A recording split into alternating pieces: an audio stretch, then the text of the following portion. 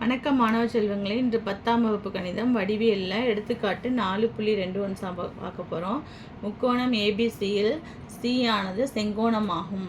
செங்கோணம்னால எத்தனை டிகிரிமா இருக்கும்? 90 டிகிரியா? படத்தை பாருங்கள். ஏபிசி வரைஞ்சாச்சு, சி செங்கோணமாக வரைஞ்சாச்சு. ஓகே, பக்கங்கள் சிஏ மற்றும் சிபியின் நடுப்புள்ளிகள் முறையே பி மற்றும் கியூ எனில் 4 × AQ² + BP² = 5 × AB² என நிறுவுக. ஓகே, இப்போ அவங்க சொன்ன மாதிரியே வரைஞ்சாச்சா? பிசியோட நடுப்புள்ளி Q, ஏசியோட நடுப்புள்ளி என்ன சொல்லியிருந்தாங்க?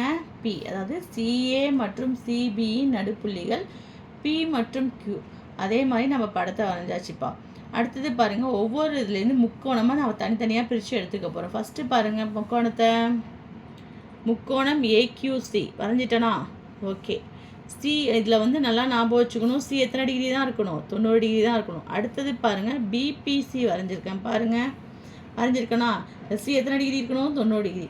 அடுத்தது பாருங்கள், முக்கோணம் ஏபிசி வரைஞ்சிருக்கேன். இதுலேயும் சி எத்தனை டிகிரி தான் இருக்கணும்? 90 டிகிரி. மிஸ், இதெல்லாம் எப்படி மிஸ் ஞாபகம் வச்சுக்கிறது? எப்படின்னு ஞாபகம் வச்சுக்கிட்டேன். கணக்கு கொடுத்துருந்தாங்க பாருங்கள், அப்படியே கணக்குக்கு போங்களேன். அப்போ பார்த்தீங்கன்னா ஏக்யூவுக்கு பக்கத்தில் சி சேர்த்துங்க. ஓகேவா? First triangle. அடுத்தது பிபி பக்கத்தில் என்ன சேர்த்துங்க? சி சேர்த்துங்க. ஓகேவா? அடுத்த ட்ரையாங்கிளுக்கு. அடுத்தது ஏபிக்கு பக்கத்தில் திருப்பி என்ன சேர்த்துக்கிறீங்க? சி சேர்த்துக்கிறீங்க. இந்த ட்ரையாங்கிள் தான் நம்ம வரைஞ்சிருக்கோம். ஃபஸ்ட்டு செங்கோண முக்கோணம் பார்த்துங்க. இது எல்லாமே என்ன முக்கோணம்? செங்கோண முக்கோணம். செங்கோண முக்கோணம் என்பதால் பித்தாகரஸ் தேற்றத்தின் படி, ஓகேவா, கர்ணம் ஸ்கொயர் = பக்கம் ஸ்கொயர் ப்ளஸ் பக்கம் ஸ்கொயர். ஓகேம்மா, ஃபஸ்ட்டு ட்ரையாங்கிளுக்கு வாங்க பார்ப்போம். ஃபஸ்ட்டு ட்ரையாங்கிளில் கர்ணம் என்ன இருக்குது? AQ² இருக்கா? அப்போ AQ² = பக்கம் ஸ்கொயர் QC² ப்ளஸ் AC². ஓகேவாம்மா, அதுதான் எழுதியிருக்கோம். அதே மாதிரி அடுத்த ட்ரையாங்கிளில் கர்ணம் ஸ்கொயர் = பக்கம் ஸ்கொயர் ப்ளஸ் பக்கம் ஸ்கொயர். அப்போ BP² = BC² ப்ளஸ் CP². மேலே உள்ள படத்தை பார்த்து எழுதிக்கிங்க. ஓகேவாப்பா?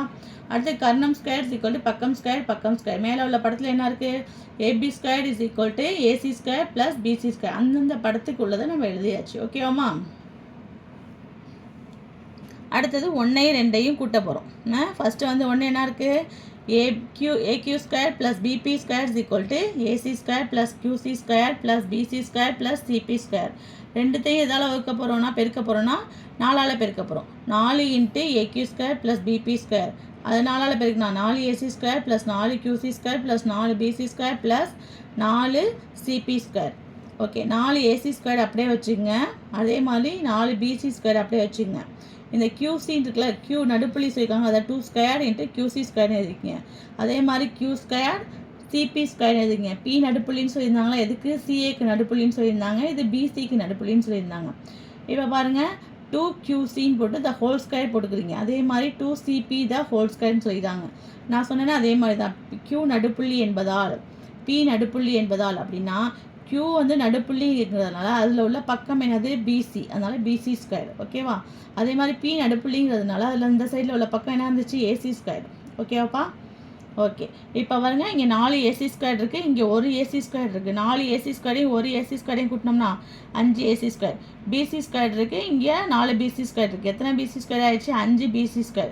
ரெண்டுத்துல எது பொதுவாக இருக்குது? 5 பொதுவாக இருக்குது. மீதி என்ன இருக்குது? AC² plus BC². சமன்பாடு 3 பாருங்கள். AC² ப்ளஸ் BC²ங்கிறது தான் என்னது? AB². அதனால் 5 × AB². இங்கே கணக்கு ஃபஸ்ட்டு பாருங்கள், இங்கே என்ன இருக்குது? 4 × AQ² BP². அது அப்படியே கீழே எடுத்து இறக்கிடுங்க. ஓகேவா? 4 × AQ² ப்ளஸ் BP² = 5 × AB² என நிரூபிச்சாச்சுமா. Thank you students.